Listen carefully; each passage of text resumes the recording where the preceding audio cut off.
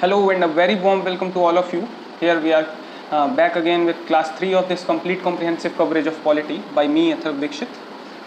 तो अभी तक हमने क्या कवर कर लिया था, ये हमने बैकग्राउंड बहुत अच्छी तरीके से प्रीएम्बल को काफ़ी डिटेल में और हमारे जो कॉन्स्टिट्यूशन के फीचर्स हैं जिनके बारे में हम आगे चल के काफ़ी डिटेल में पढ़ने वाले हैं, उन सभी चीज़ों को, सोर्सेज का भी एक बेसिक इंट्रोडक्शन हमने काफ़ी अच्छे से कवर कर लिया था. तो आज चलिए, आज का दिन है, हम चलते हैं अपने पार्ट्स की ओर. Union and its territory part 1 of the constitution. यहाँ हम कॉन्स्टिट्यूशन के अब प्रोविजंस को समझना शुरू कर रहे हैं. तो चलिए ज़्यादा टाइम वेस्ट ना करते हुए क्लास को शुरू करते हैं. तो part 1 union and its territory, जो कि मैंने कहा था यही होगा. तो हम यहाँ से अब अपने कॉन्स्टिट्यूशन को पढ़ना शुरू कर रहे हैं. आर्टिकल 1 क्या लिखा है? तो India that is Bharat shall be a union of states. जी हाँ, इंडिया जो कि भारत है, shall be a union of states. This is article 1. ये जो पहली लाइन है, मतलब जब हम पढ़ना शुरू करते हैं कॉन्स्टिट्यूशन को, तो पहली लाइन यही लिखी है कि India that is Bharat shall be a union of states. अब ये यूनियन ऑफ स्टेट्स क्या है, इसको थोड़ा समझने की कोशिश करते हैं, इसको थोड़ा और डिटेल में जानने की कोशिश करते हैं कि आखिर India that is Bharat is a union of state, shell be a union of state, इसका क्या मतलब है.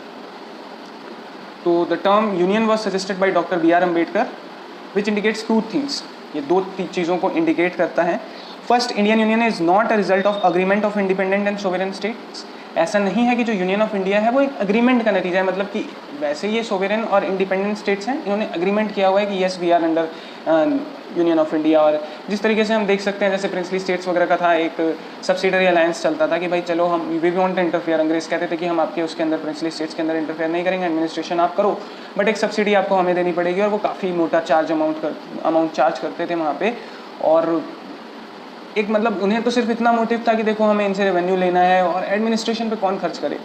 तो ये नहीं था कि वो सोवरेन थे. देयर इज़ अ पावर, वो डोमिनियन के अंदर, उनके डोमिनेशन के अंदर आते थे. बट ऐसा नहीं है कि अदरवाइज जो भी इंडियन स्टेट्स हैं वो जो हैं यहाँ पे आपका क्या कहते हैं उसे, सोवरेन है जी, मतलब कि उनके ऊपर कोई मास्टर नहीं है, ऐसा नहीं है. वो स्टेट्स यूनियन ऑफ स्टेट्स हैं, मतलब कि वो अग्रीमेंट के अंदर कद नहीं आते हैं यहाँ पे, वो एक यूनियन बना के आते हैं, वो एकजुट होके आते हैं, वो अपनी खुद की सरकार लेकर आते हैं. वो आज़ाद और किसी अग्रीमेंट के तहत इंडियन सेंटर के अंडर नहीं आए थे. इसीलिए ये वर्ड को यूज़ किया गया कि this is a union of states. तो Indian union is not a result of agreement, ये तो बता दिया है. And do not have right to secede from the union. इसका मतलब ये है कि they do not have right to cede from the union, जो कि मैंने पहले भी बताया था कि यूनियन चाहे तो अपनी किसी भी टेरिटरी को सीड कर सकती है. दिस इज़ अ प्रीएम्बल के अंदर था ये चीज़. बट ऐसा नहीं है कि जो है स्टेट, हम यहाँ पे प्रीएम्बल के अंदर नहीं था, फीचर्स ऑफ द कॉन्स्टिट्यूशन में मैंने बताया था ये चीज़ फेडरलिज्म के अंदर. बट ऐसा नहीं है कि स्टेट खुद चाहे तो कह सकता है, कल को आए गुजरात उठे और बोले कि भाई अब हमको नहीं रहना, महाराष्ट्र उठे और बोले कि भाई अब हम अपना इंडिविजुअल बनाना है, महाराष्ट्र आज से एक कंट्री है. ऐसा नहीं होगा. It is a union of states. कोई सोवरेनिटी नहीं है उनके पास, और वो किसी भी तरीके के एग्रीमेंट के अंतर्गत नहीं आते हैं. वो भारत का एक अभिन्न हिस्सा है. They are a part of the Union of States that is Bharat और India. The expression Union of India needs to be distinguished from the expression Territory of India. Union of India is distinguished from the Territory of India. जो territory है India की वो एक अलग चीज़ है और union of India एक अलग चीज़ है. यहाँ पे यूनियन टेरिटरीज़ का कॉन्सेप्ट हम ले सकते हैं, जैसे कि काफ़ी सारे हैं जहाँ पे यूनियन टेरिटरीज़ हैं, एडमिनिस्ट्रेटर्स अपॉइंट होते हैं. Lakshadweep is an example. वहाँ पे एडमिनिस्ट्रेटर हैं, वहाँ पे अपनी असेंबली नहीं है. तो अपन ये कह सकते हैं कि जो यूनियन टेरिटरीज़ हैं वो भी अंतर्गत आती हैं टेरिटरी ऑफ इंडिया के, but it is not a union of States. Union of States वही है जिनके पास पूरे अपने स्ट्रक्चर्स हैं, जो प्रॉपर स्टेट्स हैं. यूनियन टेरिटरीज़ नहीं हैं. और वो सभी ने, जैसे Gujarat, Maharashtra, UP, Haryana, Punjab, these are states, और इन सभी का यूनियन है इंडिया दैट इज़ भारत. तो यहाँ पे territory of India is a different thing and union of states is a different thing. While the Union of India includes only the states which share federal powers with center. यहाँ पे वही बात आती है कि जो states हैं वो सिर्फ फेडरल पावर शेयर करते हैं. जो फेडरल पावर शेयर करते हैं, फेडरल पावर एक तरह से पावर होती है वो जो कि शेयर की हुई पावर है. मतलब कि यार थोड़ी हम आगे चल के शेड्यूल 7 के अंदर पढ़ेंगे, स्टेट लिस्ट, कॉन्करेंट लिस्ट और आपकी सेंट्रल यूनियन लिस्ट होती है. तो पावर शेयर करते हैं. ये कुछ पावर स्टेट्स के पास होती हैं, कुछ एक्ट्स को लेके, कुछ टॉपिक्स को लेके. कुछ पावर जो हैं आपकी उसके पास होती है यूनियन के पास, और कुछ कॉन्करेंट लिस्ट के आइटम्स होते हैं. तो एक तरह से हम कह सकते हैं कि यहाँ पे फेडरल पावर शेयर करते हैं, मतलब कि वो जॉइंट पावर शेयर करते हैं इस चीज़ को लेके। तो जो भी स्टेट्स फेडरल पावर शेयर करते हैं सेंटर के साथ, उन्हें मिला के कहेंगे यूनियन ऑफ स्टेट्स हैं। और वहीं पे territory of India includes the entire territory over which the sovereignty of the country is exercised. वो सारी टेरिटरी जिस पे कंट्री अपना प्रभुत्व इस्तेमाल करती है, वो सारी टेरिटरी ऑफ इंडिया के अंदर आती है। वहीं पे जो यूनियन ऑफ स्टेट्स टर्म है वो उन स्टेट्स को ही रेफ़र करता है जो अपने यहाँ पे फेडरल पावर्स का इस्तेमाल करते हैं। तो यहाँ पे हम आर्टिकल 1 को हमने समझ लिया, यूनियन ऑफ स्टेट्स वर्ड का मतलब हमने अच्छे से समझ लिया है यहाँ पे। अब हम यहाँ देखते हैं और दूसरा कौन सा इम्पोर्टेंट आर्टिकल है। आर्टिकल 3 यहाँ पे बात करता है formation of new states out of existing states. जी हाँ, article 3 deals with the formation of new states out of the territories of the existing states. मतलब जो एग्जिस्टिंग स्टेट्स हैं, जैसे कि आप कोई मान लीजिए कोई सा भी स्टेट है, इसकी टेरिटरी में से अब हम एक नया स्टेट बनाने जा रहे हैं, या और भी इसके बारे में इसका नाम चेंज करना हो, ये वो जो कुछ भी हो, वो सारा कुछ हम यहाँ आर्टिकल 3 में इसके बारे में जानेंगे। तो article 3 talks about this and parliament under article 3 can increase or diminish the area of any state or alter the boundaries or change the name of any state. मतलब आर्टिकल 3 के अंदर पार्लियामेंट को ये पावर है कि वो किसी भी स्टेट का एरिया बढ़ा सकती है, किसी भी स्टेट का एरिया घटा सकती है, और बाउंड्रीज़ को ऑल्टर कर सकती है किसी भी स्टेट की।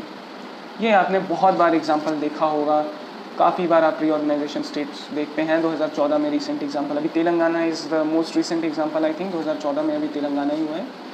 यूपी में से उत्तराखंड हुआ है, उसके अलावा बिहार में से झारखंड, काफ़ी सारे मतलब ये चीज़ें होती रहती हैं रीऑर्गेनाइजेशन को लेकर।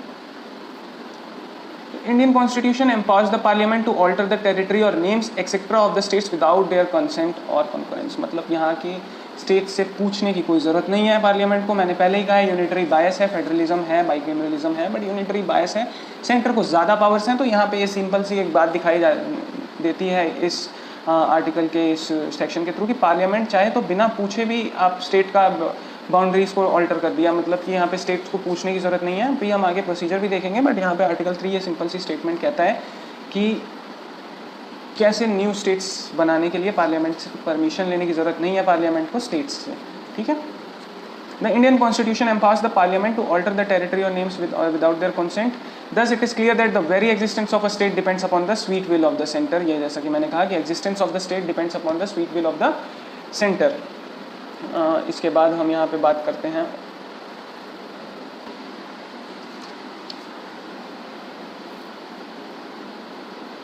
और एक यहाँ पे प्रोविज़न है आर्टिकल 3 के अंदर कि parliament by a simple majority can form the new state, alter the boundaries, change the name or whatever it may want. State itself can not change its name. Yogi ji बड़े famous हैं नाम change करने के basis पे, लेकिन वो अपने state का नाम नहीं बदल सकते। हाउएवर वो चाहते भी नहीं होंगे अपने स्टेट का नाम बदलना। तो स्टेट्स का नाम अगर बदलना है या फिर स्टेट्स के अलावा जो है उनकी बाउंड्रीज़ को ऑल्टर करना है, किसी को ज़्यादा स्पेस देनी है, किसी को कम, या नया स्टेट क्रिएट करना है out of an older state, तो फिर वो चीज़ पार्लियामेंट एक सिंपल मेजॉरिटी के थ्रू कर सकता है। आपको याद होगा मैंने लास्ट लेक्चर में आपको बताया था कि it is a blend of rigidity and flexibility. तो जहाँ पे सिंपल मेजॉरिटी की ज़रूरत लगती है या उस तरीके के प्रोसेस की ज़रूरत लगती है जहाँ पे अपना ये जो है जिस प्रोसेस से आप अपने किसी भी एक्ट को अमेंड कर सकते हैं, तो यहाँ पे आप देख सकते हैं ये काफ़ी फ्लेक्सिबल तरीका है। सिंपल मेजॉरिटी मतलब आप समझ ही रहे होंगे किसी भी हाउस के 50% से ज़्यादा लोग उस चीज़ के मोशन को सपोर्ट कर रहे हो कि हाँ भाई वो कह रहे हैं कि हाँ इस चीज़ का वो नाम चेंज होना चाहिए, या जो कुछ भी चेंज करना है आपको ऑल्टर करना है, नया state out of older state create करना है, तो वो चीज़ें ऑल्टर होनी चाहिए अगर 50% प्लस सपोर्ट है आपके हाउस के अंदर। तो ये सिंपल मेजॉरिटी है। इसी तरीके से हम कोई एक्ट भी अमेंड करते हैं, इसी तरीके से हम कॉन्स्टिट्यूशनल प्रोविजन भी अमेंड कर रहे हैं। तो ये क्या दिखाता है? This shows the feature of flexibility. आगे चलेंगे हम रिजिडिटी के भी बारे में जानेंगे, बट यहाँ पे आप देख सकते हैं कि काफ़ी फ्लेक्सिबल नेचर है इस चीज़ का। तो ये तो हमने जाने दो इम्पॉर्टेंट आर्टिकल्स। आगे क्या है? Procedure for creation of new state. Procedure क्या होता है? तो यहाँ पे सिंपल पहला पॉइंट लिखा हुआ है recommendation of president. Recommendation of president क्या कहता है?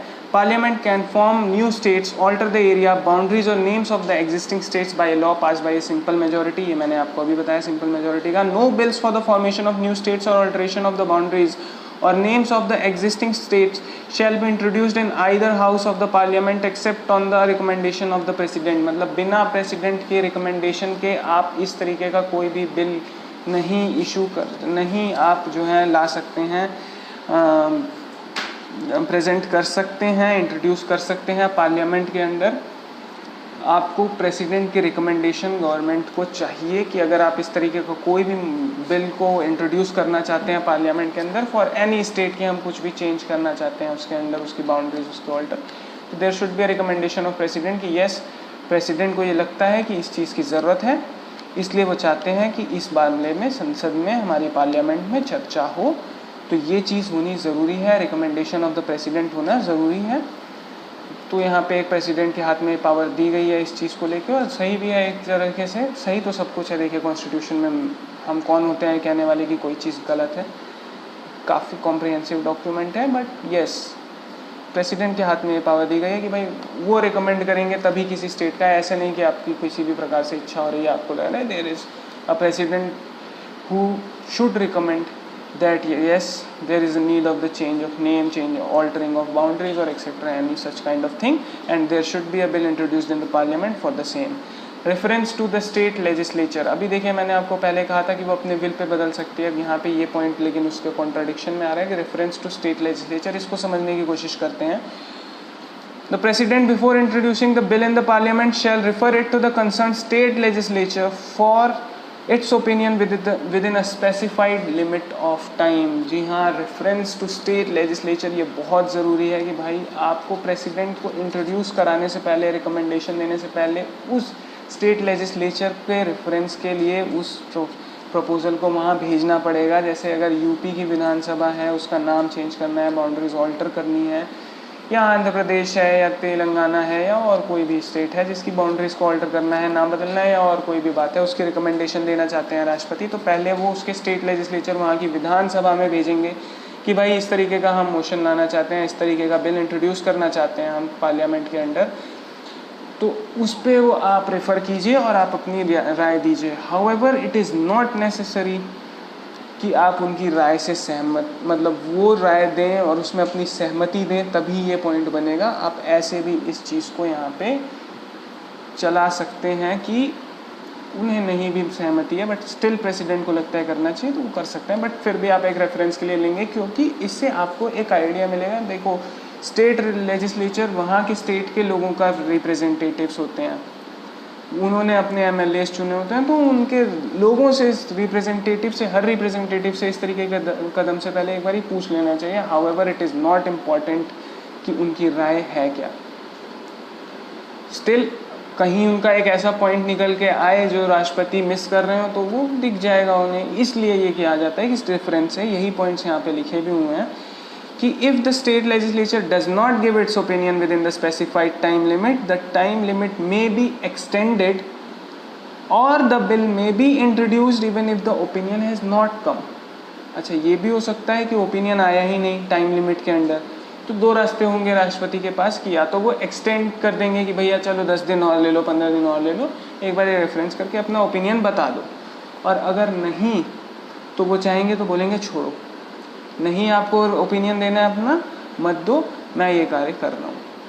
यहाँ पे फिर आपको एक तरह से दिखता है कि कहीं ना कहीं यूनियन गवर्नमेंट ज़्यादा पावरफुल है, यूनियन की तरफ थोड़ा सा, ये फेडरलिज्म तो है लेकिन थोड़ा सा यूनियन बायस है यहाँ पे, और होना भी चाहिए क्योंकि इससे हमारे देश के एकता, अखंडता बनी रहेगी, सोवरेनिटी पे खतरा नहीं होगा, इसलिए यहाँ पे यूनियन को स्ट्रॉन्ग होना ज़रूरी है। इसी वजह से ये स्ट्रेंथ दी गई है यूनियन के पास, और एडमिनिस्ट्रेटिव फैसिलिटेशन भी रहता है, एडमिनिस्ट्रेटिव फैसिलिटीज़ भी रहेंगी यहाँ पे यूनियन के पास। तो कोई भी स्टेट के अंदर बदलाव करने के लिए ज़रूरी नहीं है ना कि केंद्र सरकार को बार बार उनसे परमिशन, एक बारी उनसे पूछ सकते हैं, उनसे भी एक बारी चर्चा की जा सकती है कि भाई हम आपके स्टेट के अंदर ये चेंज करना चाह रहे हैं, बट ऐसा नहीं है यार, आप हम वो भी सेंट्रल गवर्नमेंट है, वो परमिशन लेने की ज़रूरत नहीं है कि भाई हमें स्टेट से परमिशन की ज़रूरत पड़ेगी। तो यहाँ पे रेफरेंस की बात की गई है, मगर स्पेसिफाइड टाइम लिमिट के अंदर अगर रेफरेंस नहीं आता है तो फिर कोई बात नहीं है. It is not necessary to make fresh reference to the state legislature every time on an amendment to the bill proposed and accepted. अगर कोई बिल प्रपोज्ड होके एक्सेप्ट हो चुका है, उसमें कोई अमेंड करना है, तब ज़रूरी नहीं है कि हम बार बार मतलब थोड़े अमेंडमेंट्स के लिए भी हम वो रेफरेंस भेजें. अगर हमें नया बिल लाना है उसकी रीऑर्गेनाइजेशन के लिए, स्टेट की रीऑर्गेनाइजेशन के लिए, तो ही ये ज़रूरी है कि हम रेफरेंस के लिए भेजें. तो यहाँ पे आपको समझ आ गया. सिंपल मेजॉरिटी की बात मैंने आपको पहले ही बता दी है कि simple majority is needed. Simple majority ही चाहिए होती है. यहाँ पे ये फ्लेक्सिबल नेचर ऑफ कॉन्स्टिट्यूशन दिखाता है, ये जताता है कि किस तरीके से हमारा कॉन्स्टिट्यूशन फ्लेक्सिबल है. आप एक सिंपल मेजॉरिटी के थ्रू उसका ये चीज़ को अमेंड कर सकते हैं, स्टेट उसको कर सकते हैं. तो यहाँ पे हमने इसकी बात करी है, part 1 the union and its territory की बात करी है. इसके अलावा एक बहुत इंपॉर्टेंट टॉपिक्स है एग्जाम्स के पॉइंट ऑफ व्यू से भी, और इस तरीके से एक जनरल नॉलेज के पॉइंट ऑफ व्यू से भी बहुत इंपॉर्टेंट टॉपिक है, रीऑर्गेनाइजेशन ऑफ स्टेट्स. तो आखिर ये रीऑर्गेनाइजेशन क्या है? यहाँ पे है, after the integration and merger of princely states there was need of reorganisation of states on a permanent basis on account of the haphazard growths of provinces, disparity between various states and multilingual nature of the states. कई सारे natures थे, disparity थी states के अंदर. हमने जो princely states हैं उनसे ये जो है अभी इन्हें एक्वायर किया था टेरिटरीज़ को. मल्टीलिंगुअल हैं, अलग अलग लैंग्वेजेस बोली जाती हैं. आप ये इमेजेस देख सकते हैं, देखिए अलग अलग तरीके से लोग थे. ऐसा नहीं था कि ये जो हमारे स्टेट्स का आज हम स्ट्रक्चर देखते हैं वही स्ट्रक्चर जो है आपको स्टेट्स के अंदर अंग्रेज़ों के टाइम में जिस वक्त हमें आज़ादी मिल गई थी ऐसा स्ट्रक्चर थोड़ी रहा होगा. ये इंग्लिश वो स्ट्रक्चर नहीं है. अंग्रेज़ों ने हमारे देश को इस तरीके के राज्यों और यूनियन टेरिटरीज़ वगैरह में नहीं बांटा था. उन्होंने एक अलग तरीके से, अलग प्लानिंग के हिसाब से, और जो हिस्टोरिक घटना हुई थी, वॉर्स वगैरह हुए थे, उस हिसाब से बांटा था. बट अब हमें एडमिनिस्ट्रेटिव एफिशिएंसी बढ़ाने के लिए, अपनी एडमिनिस्ट्रेशन को और स्ट्रॉन्ग करने के लिए, देश की एकजुटता और उसको अखंडता की भावना को और बढ़ाने के लिए, और एक प्रॉपर शेप देना था यार कि it is not an agreement between princely states and all of this. ये एक प्रॉपर स्ट्रक्चर ऑफ स्टेट्स है. तो अब यहाँ पे एक सवाल उठ सकता है कि भाई साहब अगर ऐसा ही था तो फिर इंडिया को चुपचाप ऐसे भी तो बांटा जा सकता था कि भाई ये टेरिटरी है, इतना इतना कर दो. ये देख सकते हैं आप, इस तरीके से बांट दो इंडियन टेरिटरी को. एडमिनिस्ट्रेटिव मतलब एरिया के बेसिस पे, इतना एरिया पे एक चीफ मिनिस्टर, इतने पे एक चीफ मिनिस्टर, इतने पे एक चीफ मिनिस्टर, ये वाला एक चीफ मिनिस्टर यहाँ. इस तरीके से आप नॉर्थ ईस्टर्न स्टेट्स को एक साथ ले लेंगे और बाकी जो भी एरियाज़ हैं आप इस तरीके से, मतलब एक इतना जोग्राफिकल टेरिटरी है उसको एक इक्वल अमाउंट में बांट लो, पॉपुलेशन उस पर बांट लो, तो फिर ये चीज़ हो जाएगी. बट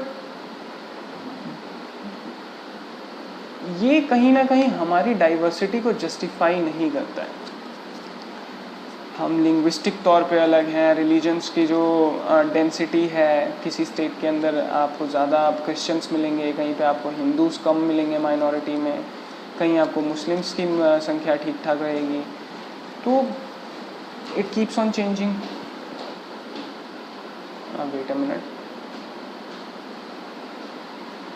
तो हमें उसी हिसाब से डिस्ट्रीब्यूशन करना था. तो चलिए देखते हैं क्या हुआ था, कैसी घटनाएं घटी थी वहाँ पे. After India became independent from the British Empire in 1947, the constituent units of India were classified under the following distinct categories. यहाँ पर 4 तरीके के स्टेट्स थे. Part A states, part B, part C, part D. Part A states थे जो farmer British provinces थे, जो British government या ब्रिटिश जो हमारे ऊपर राज हुआ करता था, ब्रिटिश राज, उसके प्रोविंसेस थे, वो आते थे पार्ट ए स्टेट्स में, जिनका नाम है Assam, Bihar, Bombay, East Punjab, Madhya Pradesh, Madras, Orissa, Uttar Pradesh and West Bengal. ये ब्रिटिश प्रोविंसेस थे. इस पर कंट्रोल पूरी तरह से ब्रिटिश का था, एडमिनिस्ट्रेटिव और पूरा रेवेन्यू वगैरह सब कुछ. पार्ट बी थे प्रिंसली स्टेट्स, जो मैंने अभी आपको सब्सिडरी अलायंस वगैरह के बारे में बताया था कि एक रेवेन्यू, एक सब्सिडी तरीके से वो जाते थे. उन्होंने अपने ऊपर अधिकार स्वीकार किया हुआ था अंग्रेज़ों का, बट शासन और एडमिनिस्ट्रेशन वहाँ के राजा और युवराज वगैरह ही चलाते थे, जो भी थे, नवाब्स हो गए और एंड ऑल. तो वो former princely states of groups or groups of covenanting states, मतलब Hyderabad, Jammu Kashmir, Madhya Bharat, Mysore, Patiala, east Punjab states union PEPSU, Rajasthan, Saurashtra, Travancore, Cochin and Vindhya Pradesh. ये नाम आपको नए सुनाई दे रहे होंगे, अभी मैं मैप पे भी दिखाऊंगा, काफ़ी इंटरेस्टिंग है, उस मैप को भी देखना। फिर part C, former princely states and provinces, Ajmer, Coorg, Cooch Behar, Bhopal, Bilaspur, Delhi, Himachal Pradesh, Kutch, Manipur and Tripura. उसके बाद फिर आता है part D, union territory, Andaman and Nicobar islands. तो ये 4 तरीके से थे स्टेट्स। इसको रीऑर्गेनाइज करना बहुत ज़रूरी था, क्योंकि एडमिनिस्ट्रेटिव एफिशिएंसी नहीं मिलेगी। कैसे नहीं मिलेगी, आपको मैप देख के ज़्यादा अच्छे से समझ में आएगा। आप यहाँ देखिए, ये मद्रास का पार्ट है, ये पूरा एरिया आपको मद्रास का पार्ट है। सेंट्रल केरला, थोड़ा सा आंध्र प्रदेश, तमिलनाडु, फिर यहाँ थोड़ा सा छूटा हुआ है, यहाँ पे हल्का सा मैसूर है, ये हैदराबाद हो गया।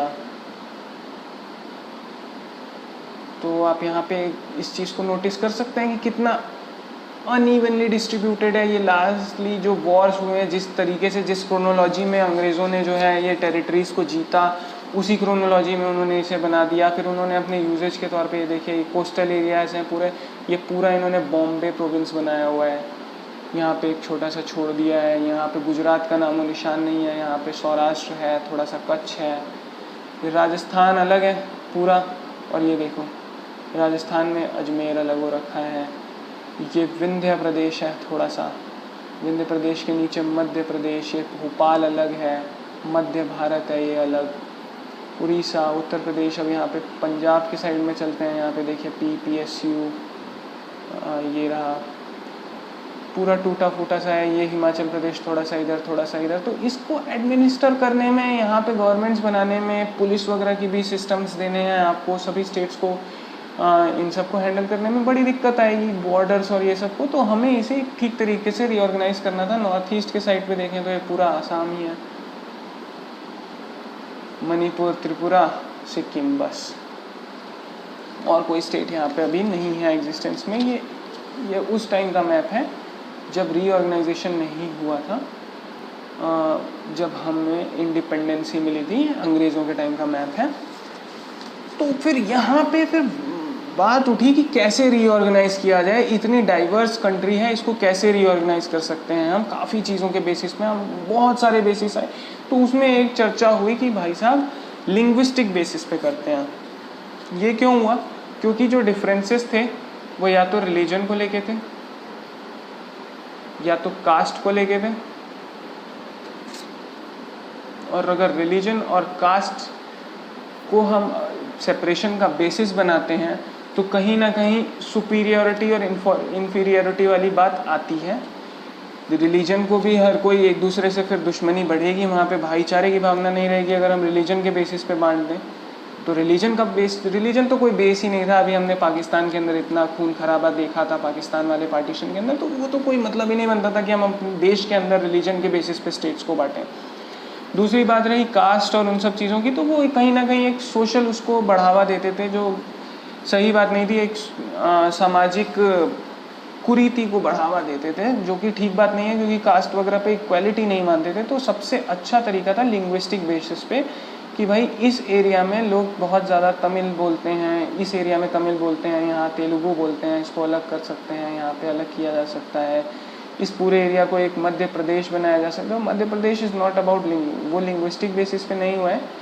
तो 2 बड़े इंपॉर्टेंट बेसिस थे। एक तो बड़ा क्लियर बेसिस है जो मैंने शुरू में ही कहा कि भाई साहब देखो, इतना एरिया टेरिटरी वाइज बांट दो कि उस जितने एरिया को एडमिनिस्टर करने में दिक्कत ना आए,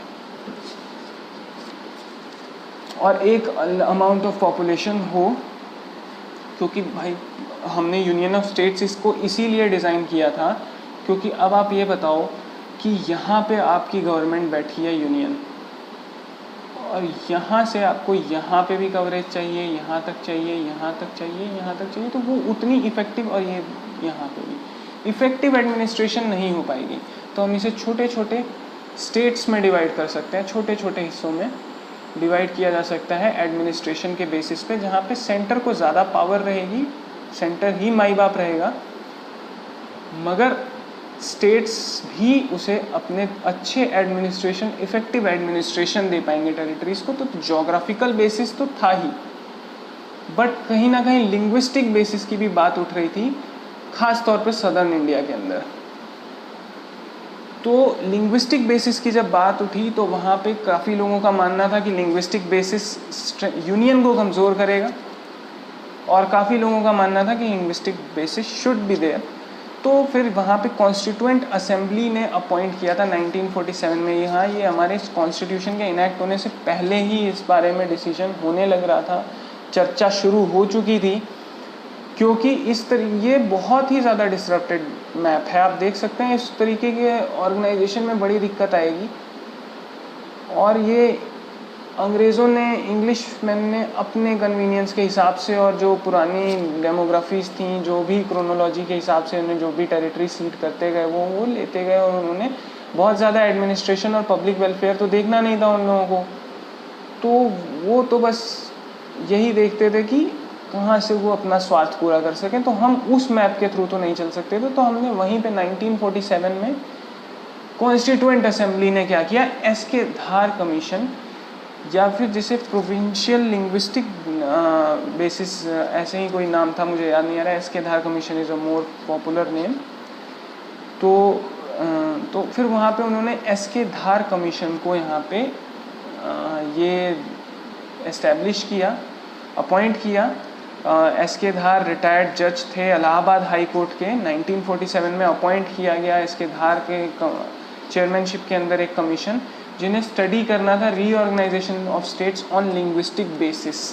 तो इन्होंने इस चीज़ को स्टडी किया, S K. Dhar commission in November 1947 to the study of reorganisation state of linguistic basis.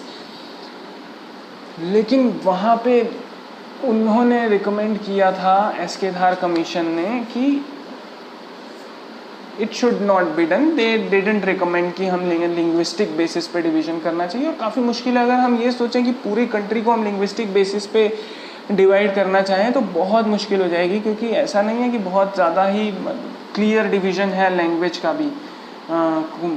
किसी स्टेट के अंदर या कहीं पे बहुत कम गैप के अंदर भी दो अलग अलग लैंग्वेजेस बोली जाती हैं, तो बहुत आसान नहीं था ये चीज़ करना भी। तो इसीलिए वहाँ पे वो हो गया, बट उस चीज़ की चर्चा रुकी नहीं, जिस वजह से बाद में जेवीपी कमेटी को 1948 में जयपुर सेशन में कांग्रेस ने अपॉइंट किया था, 3 member committee, to consider the recommendation of Dhar commission. मतलब जो धार कमीशन ने रिकमेंडेशन दिया था उसको कंसिडर करें, उस पर विचार करने के लिए यहाँ पे जेवीपी कमेटी को एस्टैब्लिश किया गया था। ये कमेटी जो है पॉपुलरली जेवीपी कमेटी बोली जाती है, क्योंकि इनके 3 मेंबर्स जो थे वो थे जवाहरलाल नेहरू, सरदार वल्लभ भाई पटेल और पट्टाभी सीतारामैया। तो यहाँ पे ये तीनों मेंबर्स थे जो कि जेवीपी कमेटी को लीड कर रहे थे। कोई भी चेयरमैन नहीं था, कोई भी तीनों में से लीडर नहीं था, तीनों इक्वली यहाँ पे एक्सरसाइज कर रहे थे पावर्स को और कंट्रोल को। और तीनों को ही ये बताना था कि जो एस.के. धार कमीशन की रिपोर्ट है उसको कंसिडर करना था, उस पर अपने विचार बनाने थे। तो जे से जवाहरलाल नेहरू, वे से सरदार वल्लभ भाई पटेल और पी से पट्टाभी सीतारामैया। तो जेवीपी कमेटी ने यहाँ पे फिर जो है अपने विचार में उन्होंने क्या किया, रिजेक्ट कर दिया लिंग्विस्टिक बेसिस ऑफ रीऑर्गेनाइजेशन को, बिल्कुल रिजेक्ट कर दिया। यहाँ पे rejected linguistic basis of reorganisation की कोई ज़रूरत नहीं है, हमें रिजेक्ट उसको हम जोग्राफिकल बेसिस पे और अपनी एडमिनिस्ट्रेटिव सुविधा को देखते हुए रीऑर्गेनाइज करेंगे, it will be best for us. But फिर जो है wide spread agitation took place and it took a violent turn in the Telugu speaking areas. The Congress considered the reorganization of the Telugu speaking area in the state of Andhra Pradesh in 1953। तो यहाँ पे जो Telugu speaking areas थे map के अंदर आप देख सकते हैं, यहाँ पे तेलुगु बोलने वाले जो एरियाज़ थे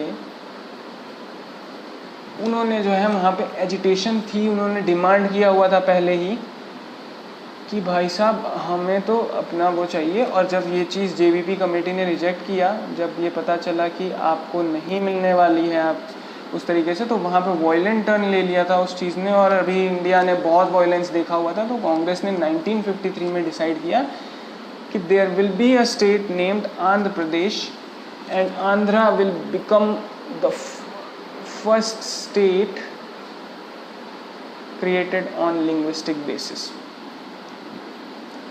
सो this is the map of Andhra Pradesh. ये जो क्रिएट हुआ था उस टाइम का मैप है। अभी यहाँ पे तेलंगाना अलग हो चुका है, क्योंकि जो क्रिएट हुआ था तो एक जेंटलमैन्स एग्रीमेंट, इसके बारे में हम अभी मैं थोड़ा बता देता हूँ आपको, आप गूगल करके और भी पढ़ सकते हैं। जेंटलमैन्स एग्रीमेंट हुआ था आंध्र प्रदेश, यहाँ पे देखिए 3 टेरिटरीज, उसमें 3 हिस्से थे उस स्टेट के, जो नया ऑर्गेनाइज स्टेट था, जिसमें आंध्रा, रायलसीमा और तेलंगाना। ज्योग्राफी में भी आप पढ़ते हैं डेक्कन ट्रैप के आंध्र प्रदेश वाले साइड के हिस्से को रायलसीमा ही कहते हैं। वो ज्योग्राफी का टॉपिक है, हम वहाँ पे देखेंगे जब हम ज्योग्राफी का उसको कवर करेंगे तो। बट यहाँ पे कोस्टल आंध्रा भी कहते हैं इसको। तो यहाँ पे 40% ऑफ द पॉपुलेशन को रिप्रेजेंटेशन थी वो तेलंगाना के साइड के लोगों की थी। तो ये जेंटलमैन्स एग्रीमेंट के अंदर काफ़ी कुछ फाइनलाइज हुआ था कि 40% of the government jobs Telangana के लोगों को होनी चाहिए स्टेट के अंदर। अगर चीफ मिनिस्टर अगर में यहाँ आंध्रा या रायलसीमा का है तो वाइस चीफ मिनिस्टर आपका तेलंगाना से होना चाहिए। और गवर्नमेंट जॉब्स की मैंने आपको बात बताई, तो जेंटलमैन्स एग्रीमेंट के बेसिस पे हुआ था, but it wasn't followed religiously. तो उस चीज़ को फॉलो नहीं करने की वजह से तेलंगाना के लोगों ने वहाँ पे काफ़ी विरोध किया, काफ़ी मांग उठी थी उस चीज़ की। और आप जानते हैं कि अभी आंध्र प्रदेश एक सिर्फ इतना एरिया है और Telangana is a separate state.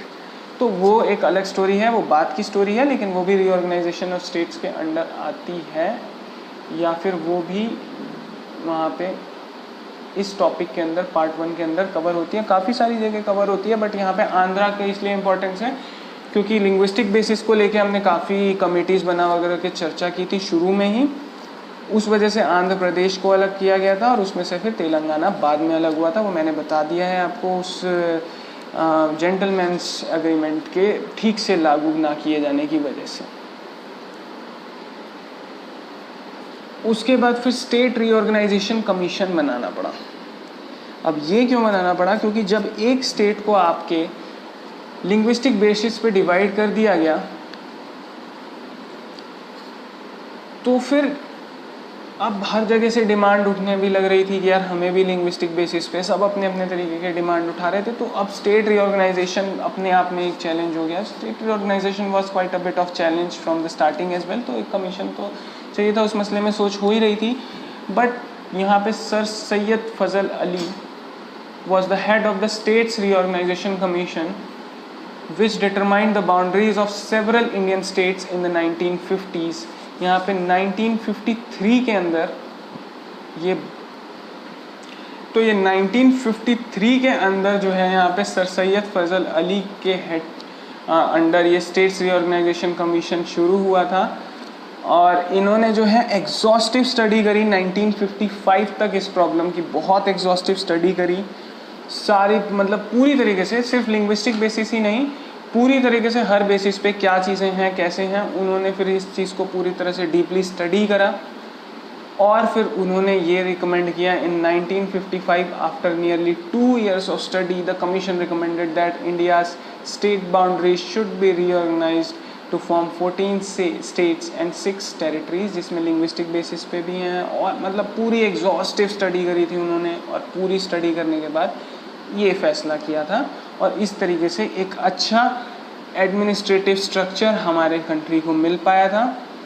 उसके अलावा आगे चल के ज़रूरत के हिसाब से, क्योंकि मैंने जैसे आपको पहले भी आर्टिकल्स में यहाँ पे बताया है कि किस तरीके से बहुत मुश्किल नहीं है पार्लियामेंट को स्टेट्स को रीऑर्गेनाइज करना, तो सिंपल मेजॉरिटी के साथ अभी ज़्यादा संख्या ऑफ स्टेट्स हो चुकी है। काफ़ी इसमें ऑल्टरेशंस और वो चलते रहते हैं, वो एडमिनिस्ट्रेटिव फैसिलिटी के अनुसार इसको कर सकते हैं रीऑर्गेनाइज। तो स्ट्रक्चर्स बदलते रहते हैं, चीज़ें बदलती रहती हैं, but yes this was the first time when हमने अपने कंट्री को, अपने स्टेट्स को शेप दिया था। 14 स्टेट्स 6 यूनियन टेरिटरीज़ के अंडर इसको बदला था।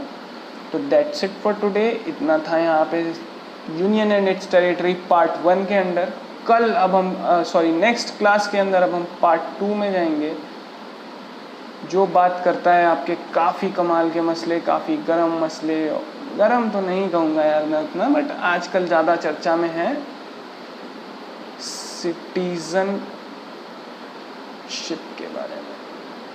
और आजकल भी नहीं, अब इसकी चर्चा पुरानी हो गई है, बट स्टिल हम वैसे भी करंट अफेयर्स और इन मसलों पे ज़्यादा चर्चा नहीं करते हैं, पॉलिटिकल ओपिनियंस ज़्यादा नहीं रखेंगे। सिटीजनशिप के बारे में क्या लिखा हुआ है पार्ट 2 ऑफ कॉन्स्टिट्यूशन के अंडर, वो हम जान लेंगे नेक्स्ट क्लास के अंदर।